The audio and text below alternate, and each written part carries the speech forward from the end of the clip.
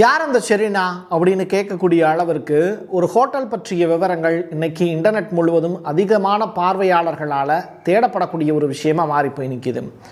இந்த ஷெரீனா ஹோட்டலில் அப்படி என்ன விஷயம் இருக்குது, அது எங்கே இருக்குது, நாளைக்கு அந்த இடத்துல என்ன நடக்க போகுது? இன்னொரு பக்கம் லெபனான் அப்படிங்கிற நாட்டின் மீது நடக்கக்கூடிய போர் அப்படிங்கிறது ஈரான் மீது நடத்தக்கூடிய போராகத்தான் கருதப்படும் அப்படின்னு ஈரான் சைட்லேருந்து இப்போ ஒரு அனௌன்ஸ்மெண்ட்டு பறந்துருக்கு. இதெல்லாம் தாண்டி லெபனானில் சீஸ் ஃபயர் அப்படிங்கிற ஒரு விஷயம் வர்ற வரைக்கும் ஈரான் அமைதியாக இருப்பதற்கான வாய்ப்புகள் குறைவு. ஈரான் அமைதியாக இல்லைன்னா அமெரிக்காவும் இஸ்ரேலையும் அமைதியாக இருக்க விட மாட்டோம் அப்படிங்கிற ஸ்டேட்மெண்ட்டையும் சொல்லியிருக்காங்க. நிறைய இன்ஃபர்மேஷன் இருக்குது, டீட்டெயில்டாக பேசுவோமா? வாங்க பார்க்கலாம் உறவுகளை. இது பிரசாத் சிக்னேச்சர். உங்களுடைய தொழில் சம்பந்தமான விளம்பரங்களை நமது சேனலில் ஒளிபரப்ப உங்களுக்கான அருமையான வாய்ப்பு. நமக்குன்னு ஒரு வீடு, அது எல்லாரோட வாழ்நாள் கனவு. ஒரு முறை தான் முடிவெடுக்க போகிறீங்க, அதை சரியாயிடுங்க. கிரியேட்டர் கன்ஸ்ட்ரக்ஷன்ஸ் உங்களோட கனவு இல்லத்தை சூப்பராக டிசைன் பண்ணி அழகாக கட்டித்தராங்க. இன்டீரியர் டிசைன்லையும் இவங்க தான் டாப்பு. North west interiors. தொடர்புக்கு 72907991. ஜான் போல்டன் அமெரிக்காவினுடைய முன்னாள் தேசிய பாதுகாப்பு ஆலோசகர். இந்த போர் தொடங்கிறதுக்கு முன்னாடி ஸ்டேட் ஆஃப் ஹார்மஸ் முழுவதுமாக ஈரானுடைய கட்டுப்பாட்டுக்குள்ளே இல்லைன்னு தான் உலகம் நம்பிட்டு இருந்தது. ஆனால் இந்த போர் தொடங்கிய சில நாட்கள்லேயே அமெரிக்காவினுடைய இலக்குகள் கொஞ்சம் கொஞ்சமாக மாறிடுச்சு. கார்க் தீவை கைப்பற்றணும்னு நினச்சாங்க, ஸ்டேட் ஆஃப் ஹார்மஸை ஆக்குப்பை பண்ணணும்னு நினச்சாங்க, யுரேனியத்தை திருடணும்னு நினச்சாங்க. ஆனால் அமெரிக்காவுக்கு தொடர்ச்சியாக இழப்புகள் ஏற்பட்டுக்கிட்டே இருந்தது. குறிப்பாக F-15 போர் விமானியை முதற்கொண்டு மீட்பதற்கு படாத பாடுபட்டு போனாங்க அமெரிக்கா. அது மட்டும் இல்லை, யுரேனியம் தொடர்பான எந்த ஒரு இன்ஃபர்மேஷனுமே அமெரிக்காவுக்கு கிடைக்கவே இல்லை, அதை மீட்பதற்கான வாய்ப்பு இல்லைன்ட்டாங்க. இப்படிப்பட்ட சுச்சுவேஷனில் தோற்று போயிட்டோம் அப்படிங்கிறத தெரிஞ்சதுக்கு பிறகு கடைசியாக எந்த நாடு அணு ஆயுதத்தை தயாரிக்கக்கூடாது அப்படின்னு அமெரிக்கா சொல்லிச்சோ, அந்த நாட்டின் மீது போர் தொடுத்துச்சோ, அணு ஆயுதமே இருக்கக்கூடாதுன்னு நினைக்கக்கூடிய அதே அமெரிக்கா ஒட்டுமொத்த நாகரிகத்தையுமே அழித்து விடுவோம், அதற்கு அணுகுண்டை பயன்படுத்துவோம் அப்படிங்கிற அந்த மிரட்டல் இருக்குல்ல, இதுதான் உலகம் கேலி கூத்தாக்க நினைத்து அமெரிக்காவை பார்த்து சிரிக்குது. முட்டாப்பய முரட்டு பயலுக்கெல்லாம் சில விஷயங்களை கொடுக்கக்கூடாது அப்படிங்கிறது இப்போ தான் புரியுது. ஸோ E=mc² அப்படிங்கிற அந்த ஃபார்முலாவை கண்டுபிடித்தது ஒரு யூதன். ஆனால் அந்த தத்துவத்தை கண்டுபிடிச்ச ஐன்ஸ்டீன் கூட கடைசியில் ஜப்பான் மீது குண்டு போடுவதற்குத்தான் அது பயன்பட்டதா அப்படின்னு நினச்சி கண்கலங்கியிருப்பார். இப்போது வளைகுடா நாடுகளில் இருக்கக்கூடிய ஒட்டுமொத்த கண்ட்ரிஸ் எல்லாமே சேர்ந்து ஈரானுக்கு சல்யூட் அடிக்க தொடங்கியிருக்காங்க. ஸ்டேட் ஆஃப் ஹார்மஸ் முழுவதுமாக ஈரானுடைய கட்டுப்பாட்டுக்குள்ளே வந்துருச்சு. நம்முடைய ஹர்தீப் சிங் பூரி, அதாவது நம்முடைய எரிவாயுத்துறை அமைச்சர், இயற்கை எரிவாயுத்துறை அமைச்சர் டைரெக்டாக கத்தாருக்கு போகிறார். அங்கிருந்து நமக்கு தேவையான எண்ணெயை அவர் கொண்டு வர போகிறாரு அப்படிங்கிற மாதிரியான தகவல்லாம் பரவிக்கிட்டு இருக்கு. எது எப்படியோ கத்தார் இப்போது ஈரான்கிட்ட இந்த போருக்கும் எங்களுக்கும் சம்மந்தம் இல்லை அப்படிங்கிற வாக்குறுதியெலாம் கொடுத்துருக்காங்க. ஸோ கொஞ்சம் கொஞ்சமாக அதிலிருந்து விலகிக்கிட்டு இருக்காங்க கத்தார். இப்படிப்பட்ட நேரத்தில் கத்தாரிடமிருந்து இந்தியாவுக்கு தேவையான அந்த எண்ணெய் சப்ளை அப்படிங்கிறது கிடைத்தது என்றால் மகிழ்ச்சியே. ICRCன்னு சொல்லப்படக்கூடிய சர்வதேச செஞ்சிலுவை சங்க குழு அவங்க இப்போ ஒரு ஸ்டேட்மெண்ட் சொல்லியிருக்காங்க. லெபனானில் நடக்கக்கூடிய தாக்குதல் ரொம்ப பெரிய அளவில் வருத்தத்தை தருது. சம்பந்தமே இல்லாமல் இஸ்ரேல் லெபனான் மீது தாக்குதல் நடத்துவது ஏற்புடையது அல்ல. ஈரான் மீது தன்னுடைய வலிமையை காட்டுவதற்கு தெம்பில்லாத இதே இஸ்ரேலிய அரசு தொடர்ச்சியாக பொதுமக்கள் இருக்கக்கூடிய லெபனான் பகுதியில் அட்டாக் நடத்துறதுங்கிறது அவங்களுடைய கோழைத்தனத்தை தான் காட்டுது அப்படின்னு. இஸ்ரேல் ஒரு வீரமான நாடல்ல, புத்திசாலித்தனமான நாடல்ல, மாறாக அவங்க ஒரு கோழைத்தனத்தினுடைய ஒரு அடையாளம். அவங்க ஒரு ஆக்கிரமிப்பாளர்கள் அப்படிங்கிறத செஞ்சிலுவை சங்கம் தொடர்ச்சியாக வார்த்தைகளால் வர்ணித்து கொண்டிருக்கிறது. பாகிஸ்தானே ஒரே கொண்டாட்டமாக இருக்குது. காரணம் என்னென்னா, ஷபாஸ் ஷெரீப் எடுத்திருக்கக்கூடிய முடிவு, முனீர் அவர்கள் எடுத்திருக்கக்கூடிய முன்னெடுப்பு, இதெல்லாம் பார்த்து பாகிஸ்தான் ரொம்ப பெரிய அளவில் சந்தோஷப்படுறாங்க. உலகம் முழுவதும் இப்போ பாகிஸ்தானை பற்றி பேசுகிறாங்க அப்படிங்கிற மாதிரியான ஒரு தோரணையை கூட்டுறாங்க. பாகிஸ்தானில் ஒரு முக்கியமான பேச்சுவார்த்தை இஸ்லாமாபாத்தில் நடக்க இருக்குது. இதனால் 2 நாட்கள் பொது விடுமுறை அப்படிங்கிறத அனௌன்ஸ் பண்ணியிருக்காங்க பாகிஸ்தான் அரசு. ஸோ வியாழன் வெள்ளி 2 நாட்களுமே அந்த அரசு பொது விடுமுறையாக அறிவிச்சிருக்காங்க. இது அவ்வளோ பெரிய செலிப்ரேஷனாக அப்படின்னு சொல்லி பார்க்கும்போது ஈரான் வருவாங்களா என்னன்னே தெரியல ஈரான் சார்ந்த அதிகாரிகள்.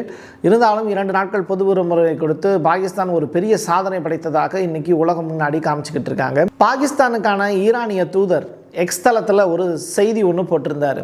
நாளைக்கு இஸ்லாமாபாத்தில் ஈரானில் இருந்து கிளம்பி எங்களுடைய நபர்கள்லாம் வந்துக்கிட்டு இருக்காங்க. இன்று இரவு வந்து அவங்க இஸ்லாமாபாத் வந்துடுவாங்க அப்படிங்கிற செய்தி. இது தொடர்பாக அவர் எக்ஸ் தளத்தில் பதிவு போட்ட சில மணி நேரங்கள்லேயே தன்னுடைய பதிவை வந்து தூக்கிட்டார், அதாவது நீக்கிட்டார். ஸோ இது நிஜமாகவே அப்போது ஈரானில் இருக்கக்கூடிய அதிகாரிகள் இஸ்லாமாபாத் வர்றாங்களா இல்லையா அப்படிங்கிற கொஷின் மார்க் இருக்குல்ல, அதை தான் இப்போ உறுதிப்படுத்துது. செரீனா அப்படின்னு சொல்லிட்டு ஒரு ஹோட்டல் பற்றி ஆரம்பத்தில் சொன்னேன்ல, அந்த ஹோட்டலில் தான் மிக முக்கியமான மீட்டிங் அப்படிங்கிறது நடக்க போகுது. ஸோ அமெரிக்காவில் இருந்து விட்காஃப், குஷ்னர் உள்ளிட்ட நபர்கள்லாம் வர்றாங்க. ஈரான் சைடில் இருந்து யார் வரப்போகிறா, இந்த மீட்டிங்கில் யார் பார்ட்டிசிபேட் பண்ண போகிறா அப்படிங்கிற தகவல் வந்து இன்னும் ரிலீஸ் ஆகலை. இப்படிப்பட்ட நேரத்தில் இந்த செரீனா அப்படிங்கிற 5 நட்சத்திர ஹோட்டல் அப்படிங்கிறது பாகிஸ்தானுடைய ஆர்மி கண்ட்ரோலில் போயிடுச்சு. அது மட்டும் கிடையாது, டூரிசம் ப்ரொமோஷன் சர்வீசஸ் லிமிடெட் நிறுவனத்தால் நிர்வகிக்கப்படக்கூடிய இந்த ஹோட்டல் அப்படிங்கிறது இப்போ பாகிஸ்தான் அரசுக்கு 2 நாட்களுக்கு கொடுத்துட்டாங்க. ஸோ செக்யூரிட்டி பர்பஸுக்காகவும் சேஃப்டி அண்ட் செக்யூரிட்டி மிக ரொம்ப முக்கியங்கிறதுனால அரசு வந்து அதை கையகப்படுத்தியிருக்காங்க. அமெரிக்க விமானம் தாங்கி கப்பல்கள் ஒரு 100 ஏவுகணைகளை தன் மீது சுமந்துக்கிடுச்சு அப்படிங்கிற செய்தி வெளியாயிருக்கு. ஈரானால் தாக்குதலுக்கு உள்ளாக்கப்பட்ட, அதாவது ஒரு 100 ஏவுகணைகள் ஈரான் ஏவுனாங்க. அது அமெரிக்காவினுடைய போர்க்கப்பல் மேலே விழுந்தது அப்படிங்கிறது தொடர்பான தகவல். தோல்வியடைந்த அந்த ஏவுகணைகள் பாகிஸ்தான் வழியாக சீனாவால் வழங்கப்பட்டது. அப்போ சீனா கொடுத்த ஆயுதங்கள் தான் இங்கே தோல்வி அடைஞ்சிருக்கு அப்படிங்கிறத இப்போ அமெரிக்கா ரிவீல் பண்ணுறாங்க. அப்போ ஈரானால் தயாரிக்கப்பட்ட ஆயுதங்கள் அமெரிக்காவை தொலைத்தெடுத்ததா அப்படிங்கிற கொஸ்டின் மார்க். நியூயார்க் டைம்ஸ் வெளியிட்டிருக்கக்கூடிய மிக முக்கியமான அறிவிப்பு அப்படிங்கிறது, லெபனான்லையும் போர் நிறுத்தம் சாத்தியமே. இது தொடர்பாக இஸ்ரேல்கிட்ட நாங்கள் பேசியிருக்கோம். இஸ்லாமாபாத்தில் பேச்சுவார்த்தை தொடங்குறதுக்கு முன்னாடியே லெபனான்லையும் போர் நிறுத்தம் செய்யப்படும், அதற்கு நாங்கள் கேரண்டி அப்படின்னு அமெரிக்க அரசு சொல்லியிருப்பதாக நியூயார்க் டைம்ஸ் இப்போ செய்தியை வெளியிட்டிருக்காங்க. ஐஆர்ஜிசியினுடைய விண்வெளி படை தளபதி சையத் மசீத் மௌசவி அவர் ஒரு ஸ்டேட்மெண்ட் சொல்லியிருக்காரு. லெபனானில் இருக்கக்கூடிய மக்கள்லாம் யாருன்னு நினச்சிங்க, அவங்க எல்லாருமே எங்களுடைய சகோதர சகோதரிகள் தான். அது மட்டும் கிடையாது, லெபனானில் ஒரு அட்டாக் நடக்குது அப்படின்னா அது ஈரான் மீது நடத்தப்பட்ட தாக்குதலாக தான் கருதப்படும். அவ்வளவு எளிமையாக இஸ்ரேலை நாங்கள் விட்டுற மாட்டோம். இஸ்ரேல் வந்து ஒரு தண்டனைக்கு உட்படுத்தப்பட வேண்டிய நாடு, அவங்கள நாங்கள் தண்டிக்கிறதுக்கு கொஞ்சம் கூட அசரவே மாட்டோம், நிச்சயமாக அடி இருக்குது இஸ்ரேலுக்கு அப்படின்னு மிரட்டி விட்டுருக்காரு. அது மட்டும் கிடையாது, ஸ்ட்ரெய்ட் ஆஃப் ஹார்மஸ் அப்படிங்கிற அந்த நீரிணை பயன்படுத்துறதுக்கு ஒரு நாளைக்கு 12 கப்பலுக்கு மட்டும்தான் அனுமதி கொடுக்கப்படும் அப்படிங்கிற ஸ்டேட்மெண்ட்டை இப்போ ஈரான் சைட்லேருந்து சொல்லியிருக்காங்க. அது கிரிப்டோ கரன்சி ஆகட்டும், பிட்காயின் ஆகட்டும், இந்த மாதிரியான விஷயங்களில் கவனம் செலுத்துகிறாங்க ஈரான். ஆனால் 12 கப்பல் மட்டும்தான் அனுமதி கொடுப்போம், நாங்கள் ஒட்டுமொத்தமாக ஸ்ட்ரெய்ட் ஆஃப் ஹார்மஸை க்ளோஸ் பண்ணலை அப்படிங்கிறத ஈரான் வந்து ஸ்ட்ரெயிட் ஃபார்வர்டாக அனௌன்ஸ் பண்ணியிருக்காங்க. அந்த ஸ்ட்ரெய்ட் ஆஃப் ஹார்மஸ் அப்படிங்கிறத ஆரம்பத்திலேருந்தே நாங்கள் க்ளோஸ் பண்ணவே இல்லை, இன்ன வரைக்கும் போயிட்டு வந்துட்டு தான் இருக்குது கப்பல். ஒரு நாளைக்கு 12 கப்பல் தான் அலவுடு, அதுதான் எங்களுடைய ரூல்ஸ் அண்ட் ரெகுலேஷன் அப்படின்னு சொல்கிறாங்க ஈரான். இதை பார்த்து கொந்தளிச்சு போன அமெரிக்கா என்ன சொல்கிறாங்க அப்படின்னா, கொடிய தாக்குதல் உங்கள் மீது நடத்தப்படும் அப்படிங்கிறத ட்ரம்ப்பை வந்து இப்போ ஸ்டேட்மெண்ட்டாக பதிவு செஞ்சுருக்காரு. தொடர்ச்சியாக ஸ்ட்ரெய்ட் ஆஃப் ஹார்மஸ் வந்து மூடப்படுது அப்படிங்கிற மாதிரியான வார்த்தைகள், பொய்யான வார்த்தைகள் அங்கே மற்ற நாட்டினுடைய கப்பல்கள் எல்லாம் போயிட்டு தான் இருக்குது. அமெரிக்க இஸ்ரேல் கப்பலுக்கு மட்டும்தான் தடை விதிக்கப்பட்டிருந்தது. அதுவும் இப்போ ஒரு நாளைக்கு 12 கப்பல்கள் போவதற்கான அனுமதி அப்படிங்கிறதையும் ஈரான் தெளிவுபடுத்தியிருக்காங்க. இப்படிப்பட்ட சுச்சுவேஷனில் அமெரிக்காவுக்கும் இஸ்ரேலுக்கும் இது தன்மானம் சம்மந்தப்பட்ட பிரச்சனையாக மாறிப்போச்சு, ஈகோ கிளாஷ். ஸோ அதனால் அவங்க என்ன பண்ணுறாங்க அப்படின்னா, எங்களை அனுமதிக்கலை அப்படின்னா உங்கள் மேலே கொடிய தாக்குதல் நிகழ்த்துவோம் அப்படின்னு ட்ரம்ப் இப்போ அனௌன்ஸ்மெண்ட் கொடுத்துருக்காரு. ஒரு நாட்டில் கன்னி விதிகளை புதைச்சிட்டு மறுபடியும் அதை எடுக்கிறதுங்கிறது சாதாரண விஷயம் கிடையாது. இன்றைக்கி ஈரான் வந்து ஸ்ட்ரெய்ட் ஆஃப் ஹார்மஸில் ஏகப்பட்ட கன்னி வெடிகளை கடலுக்குள்ளேயே புதைச்சிருக்கோம், அது மிசைலை வச்சு புதைச்சிருக்கோம் அப்படின்னு சொல்கிறாங்க. ஆனால் அது அவ்வளவு எளிமையாக திருப்பி எடுத்துட முடியுமா அப்படின்னு கேட்டால் அது ரொம்ப டஃப்பான விஷயம். இதுக்கு உதாரணம் தான் கம்போடியா அப்படிங்கிற நாடு. கம்போடியாவில் ஒரு காலகட்டத்தில் 1960 போர் நடந்தது. அப்போ புதைக்கப்பட்ட கன்னி வெடிகளை அகற்றுவதற்கு பெரிய வேலை இருந்தது. கிட்டத்தட்ட ஒரு 20 கால்பந்து மைதானத்துக்கு நிகராக இருக்கக்கூடிய ஒரு பெரிய பரப்பளவு. அதில் இருக்கக்கூடிய 100க்கும் மேற்பட்ட கன்னி வெடிகளை ஒரு ஒற்றை எலி வந்து அகற்றுச்சு. அது வந்து அந்த வீரத்தை பாராட்டி பிடிஎஸ்ஏ தங்கப்பதக்கத்தை ஒரு எலிக்கு கொடுத்தாங்க. அதனுடைய பேர் வந்து மகாவா அப்படின்னு சொல்லி அந்த எலிக்கு பேர். அதுக்கு கம்போடியாவில் இப்போ செலவச்சிருக்காங்க. ஒரு எலி, சாதாரண ஒரு 5 அறிவு இருக்கக்கூடிய ஒரு எலி வந்து அவ்வளோ சாதனைகளை பண்ணியிருக்கு கம்போடியாவில். பட் மனிதர்களாகிய நம்ம என்ன பண்ணுறோம், இன்னொரு உயிரை கொலை செய்வதற்கு தான் அந்த கன்னி வெடிகளை பயன்படுத்துகிறோம்.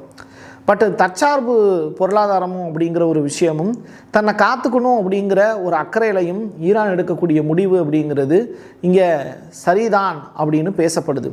இன்னொரு புறம் அமெரிக்காவும் தொடர்ச்சியாக ஈரான் மாதிரியான நாடுகளுக்கு இந்த மாதிரியான அச்சுறுத்தல் கொடுப்பது அப்படிங்கிறது ஏற்கத்தக்கது அல்ல. எந்த ஒரு அணுகுண்டை ஈரான் தயாரிக்கக்கூடாதுன்னு சொல்கிறாங்களோ அதே அணுகுண்டு தான் வச்சுக்கிட்டு அதை ஈரான் மேலே போட்டுருவோம் அப்படின்னு அமெரிக்கா மிரட்டுறது அப்படிங்கிறது ஐந்தறிவல்ல ஓரறிவு உயிர் கூட அது செய்யாது அப்படிங்கிறது தான் யதார்த்தமான உண்மை. இஸ்ரேலுக்கும் அமெரிக்காவுக்கும் ஆளுகின்ற தலைவர்களுக்கு அறிவு கொஞ்சம் கம்மி தான். என் கையெழுத்து என் மக்களுக்கான உறவுகளே, மீண்டும் ஒரு பதிவில் சந்திக்கலாம். நன்றி, வணக்கம். உங்களுடைய தொழில் சம்பந்தமான விளம்பரங்களை நமது சேனலில் ஒளிபரப்ப உங்களுக்கான அருமையான வாய்ப்பு. Prasad signature media broadcasting private limited. நீங்க நியூஸ் ரீடரா மாறணுமா, கண்டென்ட் கிரியேட்டரா உருவாகணுமா, சேட்டலைட் சேனல்ல ரிப்போர்ட்டரா வேலை பார்க்கணுமா, டாக்குமெண்ட்ரி மேக்கிங்ல இருந்து ஜேர்னலிசம் பற்றிய முழுமையான பயிற்சி பெற உங்களுக்கான அருமையான வாய்ப்பு. எங்களை தேடி வாங்க. ஆன்லைன் மற்றும் நேரடி பயிற்சி வகுப்புகளும் சர்டிபிகேட் கோர்ஸாவே கத்துத்தரும். மீடியா துறையில் 10 ஆண்டுகளுக்கு மேல அனுபவம் உள்ளவர்கள் பயிற்சி கொடுப்பார்கள். வாய்ஸ் ஓவர் தொடங்கி வாய்ஸ்லெஸ் பீப்புளுக்காக உங்களை சிறந்த ஜேர்னலிஸ்டா உருவாக்க வேண்டியது எங்களோட பொறுப்பு. ஸ்கூல்ஸ் அண்ட் காலேஜஸ்ல ஜூனியர் ஜேர்னலிஸ்ட்ங்கிற பேர்ல ஒர்க் ஷாப்பும் கண்டக்ட் பண்ணி கொடுக்கிறோம். மோட்டிவேஷனல் ஸ்பீக்கரா கடந்த 15 ஆண்டுகளா கல்வி நிறுவனங்களுக்கு நிகழ்ச்சிகளும் நடத்தி தரோம். தொடர்புக்கு 9944790333 94493594 prasadsignature@gmail.com. வரப்போற சட்டமன்ற தேர்தலில் எல்லாருமே ஓட்டு போட போறோம். ஆனா அந்த ஓட்டு யாருக்கு? பிரதான கட்சிகளை தவிர்த்து சுயேட்சையா சில பேர் களமிறங்குவாங்க. அவங்கள மக்களுக்கு அறிமுகப்படுத்த தயாரா இருக்கு பிரசாத் சிக்னேச்சர். நீங்க உங்களுடைய தொகுதியில் இருக்கக்கூடிய மக்களுக்கு நல்லது செய்யணும்னு நினைச்சு சுயேட்சை வேட்பாளராக களமிறங்குனீங்கன்னா உங்களை உங்களுடைய தொகுதியில் இருக்கக்கூடிய மக்களுக்கு அறிமுகப்படுத்த நாங்களும் தயாராக இருக்கோம். இந்த தேர்தலில் பிரசாத் சிக்னேச்சர் சார்பாக நான் போட்டியிடலை. ஆனால் நீங்கள் போட்டியாளராக களமிறங்குறீங்கன்னா உங்களை அறிமுகப்படுத்துகிறோம். தொடர்புக்கு 9944790333